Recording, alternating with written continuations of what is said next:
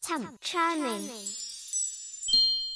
편도 비행시간은 총 24시간, 두바이에서 1회 5시간 30분을 경유했습니다. 아랍에미레이트를 이코노미 좌석으로 이용했고 경유 전과 경유 후 각각 9시간씩 앉아 있었습니다. 누워 있을 수 있었다면 얼마나 좋았을까요? 어릴 때는 어른이 되면 비즈니스 탈 돈을 벌고 있을 줄 알았습니다.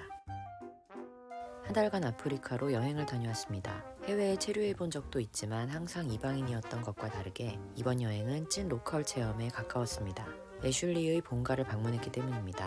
애슐리와 저는 연애 7년차 커플이며 10년지기 친구입니다. 현생은 아프리카를 다녀올 시간적, 금전적 여유를 쉽게 내어주지 않기에 이제야 이 친구의 고향을 가보게 되었습니다.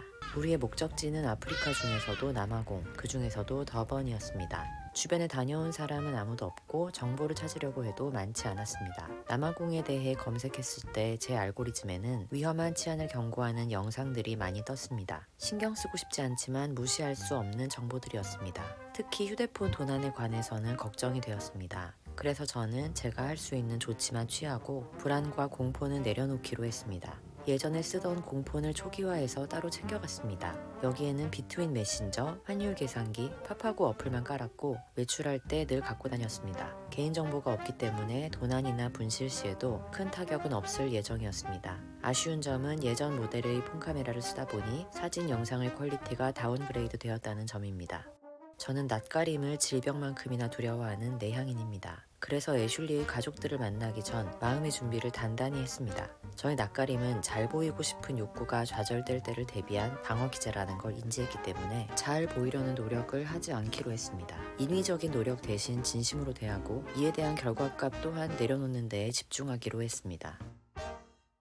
당연히 바로 마음먹은 대로 되지 않았습니다. 중요한 사람들을 처음 만나는 자리에서 긴장이 되는 습관은 여전했습니다. 고심해서 사간 선물들이 좋은 반응을 얻은 덕에 평소보다 빠르게 편해질 수 있었습니다. 오설록 세트, 설화수 세트, 자수 안경집, 자개 명함집, 국현 에코백, 마스크팩, 가희밤, 민화 부채, 청자 찻잔 세트, 한지노트, 한과 세트 등을 캐리어 한가득 챙겨온 보람이 있었습니다. 애슐리의 본가 분위기는 상상했던 것보다 더 화목했습니다. 가족 구성원 각자의 성격은 다른 색을 띠고 있지만 그 조합이 자연스럽게 어우러지는 컬러 팔레트 같았습니다. 애슐리가 어린 시절부터 함께한 가족들과 집을 통해 애슐리를 더 이해하게 되었습니다. 초록으로 가득 찬 마당, 동물이 놀러오는 집에서 맨발로 흙을 밟는 애슐리를 보며 서울에서 이 친구가 그리워했던 것이 무엇인지를 이해하게 되었습니다. 백화점에서 물건보다는 창밖의 비를 구경하는 걸 좋아하고 북악 스카이웨이에 데려갔을 때 어떤 하플보다 흥분했던 애슐리는 서울보다 여기서 훨씬 편안해 보였습니다. 이틀 차에는 시내의 쇼핑몰에 갔습니다. 애슐리가 10대 때 친구들과 술을 사 마신 추억이 있는 오래된 쇼핑몰이었습니다. 일요일이라 그런지 신기할 정도로 사람이 없었고 가게들이 7시부터 문을 닫고 있었습니다. 이태리 식당에서 피맥을 했는데 한국으로 수입해오고 싶은 맛이었습니다. 지중해식 피자와 로컬 맥주 그리고 곁들이는 소스로 기름에 절인 고추와 다진 마늘, 치즈 간 것이 서빙되었습니다. 술 기운에 친화력이 높아져 가족들과 앨범도 구경했습니다. 애슐리의 아기 사진, 부모님의 연애사, 각종 가족 행사 사진들을 보며 친척들의 이름을 외웠습니다. 내가 속한 적 없는 가족의 화목한 히스토리에 흡수되는 듯한 기분이었습니다.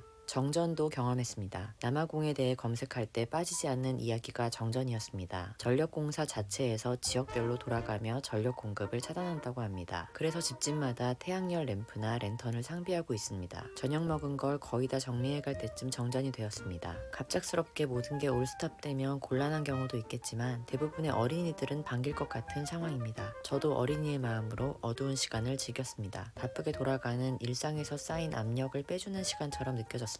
정전 때문인지는 몰라도 남아프리카에는 묘하게 사람을 이완시키는 공기가 있었습니다. 대자연 속의 도심, 각자 적당히 마음대로 사는 사람들이 만들어내는 유연함이 공기 중에 맴돌았습니다. 아프리카 여행을 기록하기 위해 영상을 만들어 보았습니다. 정보보다는 개인적인 체험과 감상이 담겨있는 영상이라 보는 분에 따라 아쉬운 부분이 많을 수도 있을 것 같네요. 댓글로 질문을 남겨주시면 제가 아는 선에서 답해드리겠습니다. 시청해주셔서 감사합니다.